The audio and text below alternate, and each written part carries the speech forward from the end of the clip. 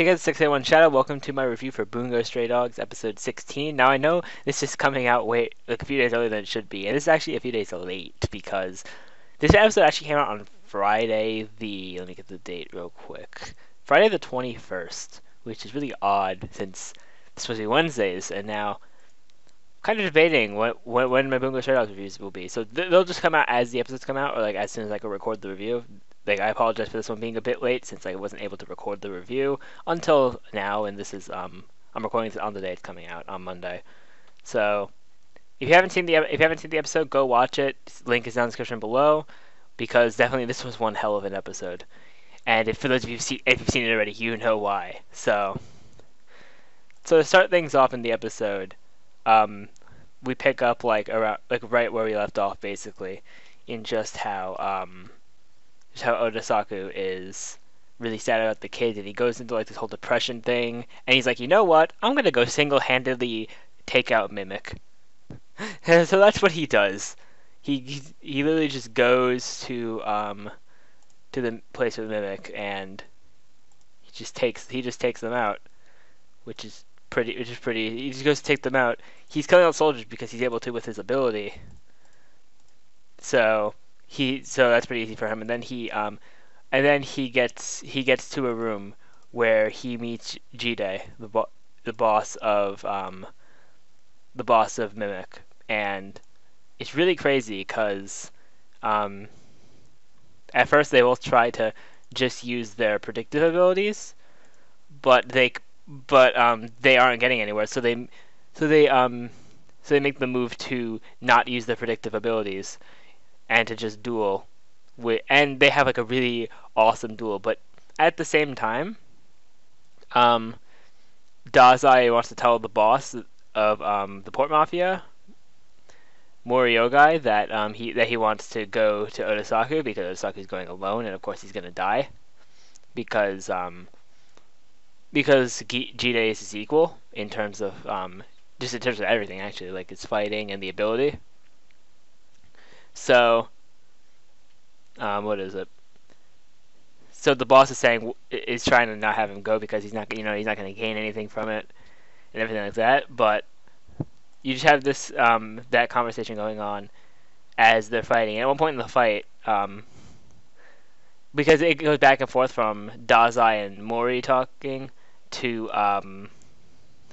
Odasaku and Jide fighting, and at one point, what was really interesting is how the Port Mafia was basically the ones who got Mimic into Japan, and the reason they did that was so they can get the gifted business permit, so they can be technically a legal organization, which they did acquire. And then right after that, which is when it got really hype in the fight, they started playing the opening theme, and you see these two just dueling, and I was like at the edge of my seat this episode because you saw this great fight scene, and it just really had me. And at one point, it shows them starting to share their ideals of how how Oda wanted to become a writer and everything like that, and then how Jide was a soldier, and he swore that he would die a soldier. That's why he's doing all the solos with all those soldiers, because he had committed a war crime. They had all committed a war crime, and they were exiled from their country. So he wants to die as a soldier.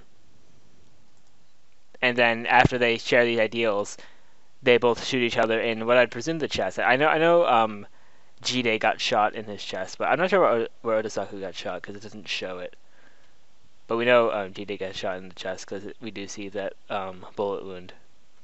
But the death of Odasaku here is what makes Dazai want to be a good person and not be in the Port Mafia, because what he wants to do is save people. And there's a really cool scene right after when Odasaku dies. He has his hand on the left of Dazai's head, which is where Dazai has all the bandages over his eye. And when Odasaku's hand falls off, the bandages just come off with it, and Dazai keeps it that way. That's why he doesn't have any bandages on his face when he's in the season 1. And then they end the episode off with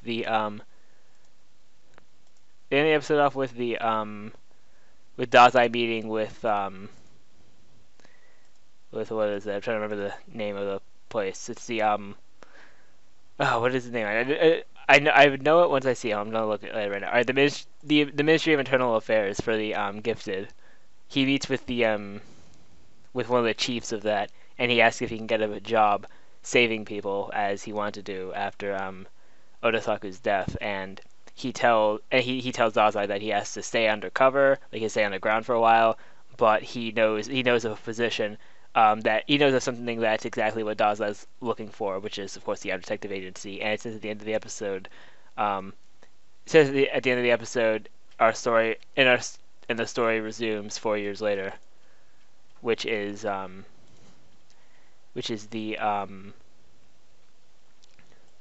4 years later.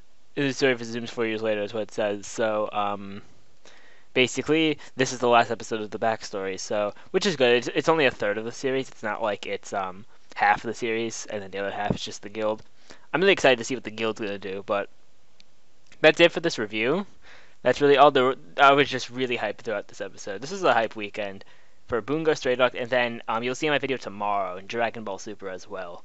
So that's going to be it for this review. Thank you all for watching. Remember to rate, comment, subscribe, and share this video. Check out all my other anime content in the description below. And I'll see you all next time.